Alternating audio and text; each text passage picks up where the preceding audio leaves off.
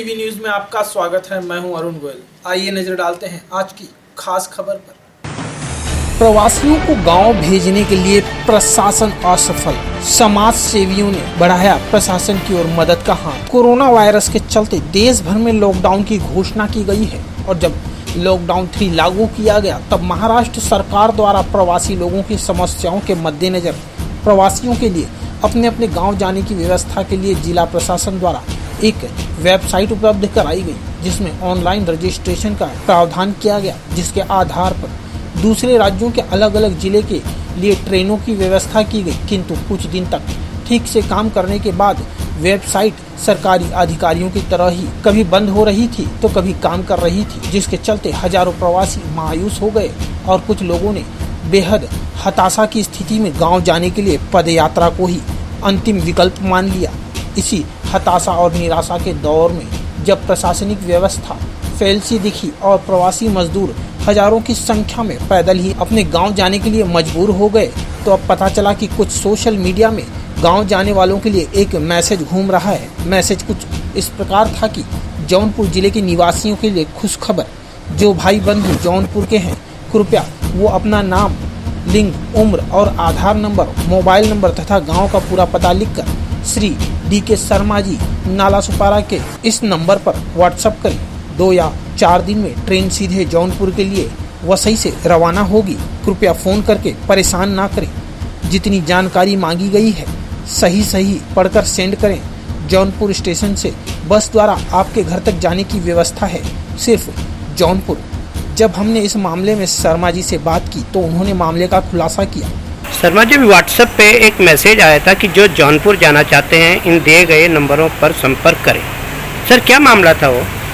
ऐसा है कि पालघर जिला कलेक्टर के निर्देश पर कि अपने ज़िले में जो दूसरे राज्यों से आए हुए लोग हैं, अगर वो भुखमरी की कगार पर हैं या उनकी ऐसे लगता है कि हम गांव में हमको अच्छी सुरक्षा व्यवस्था या उनके खाने पीने की व्यवस्था हो सकती है, इस उद्देश्य से उन्होंने जो सोशल वर्कर हैं उनके माध्यम से लिस्टिंग करने के लिए उन्होंने कहा था।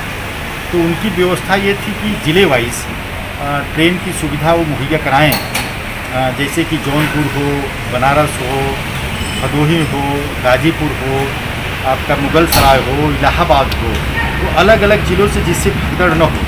और इसकी जानकारी वो सार्वजनिक इसलिए नहीं करना चाहे क्योंकि सार्वजनिक कर देने से स्टेशन पर भीड़ लग सकती है, भगदड़ हो सकती है और इस समय कोरोना जैसी महामारी पर मुकाबला करना बड़ा मुश्किल हो जाता है। तो उन्होंने तहसीलदार, जो हमारे वसई के जो तहसीलदार हैं, उनके माध्यम से यहाँ पर जो तालुका में रहने वाले लोग हैं उनको सामाजिक कार्यकर्ताओं को ऐसी जानकारी दी गई और जिसमें हमारे जो समाज में बबलू सिंह जी हैं, प्रभात सिंह बबलू, उनके माध्यम से हम लोगों ने उनके साथ मिलकर के जुड़ने का प्रयास किया।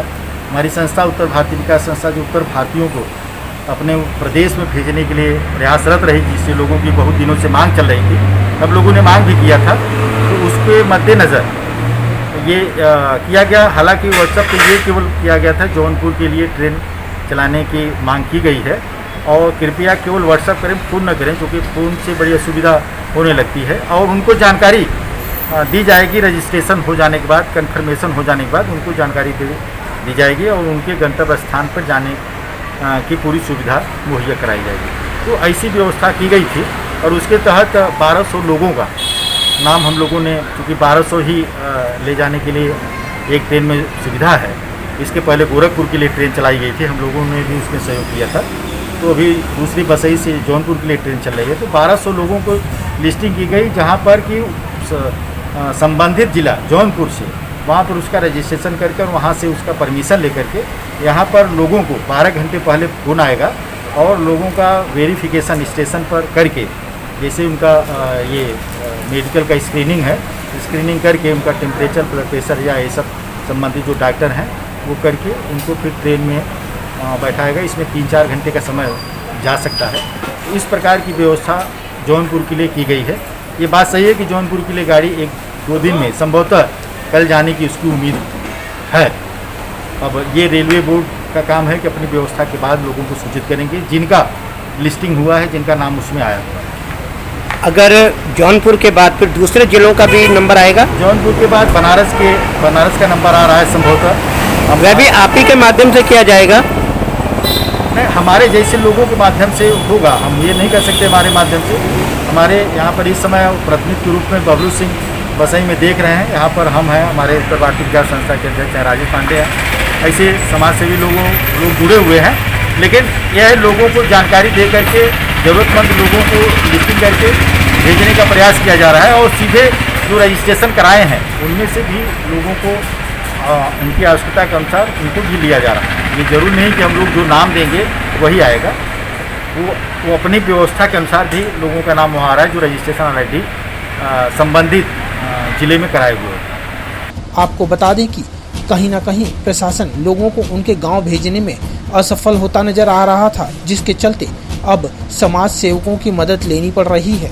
वहीं हम आपको बता दें कि गुजरात से सोनभद्र 2 दिन पूर्व ट्रेन आए 1200 श्रमिकों में से एक युवक कोरोना संक्रमित पाया गया।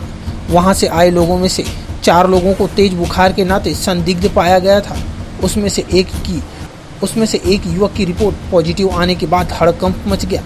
ऐसे में उत्तर प्रदेश या अन्य राज्यों में जहां गाड़ियां जा रही हैं, वहां कोरोना का ग्राफ कितना बढ़ता है यह तो जांच के बाद ही पता चलेगा। वसई विरार से क्राइम रिपोर्टर्स टीवी न्यूज की एक रिपोर्ट।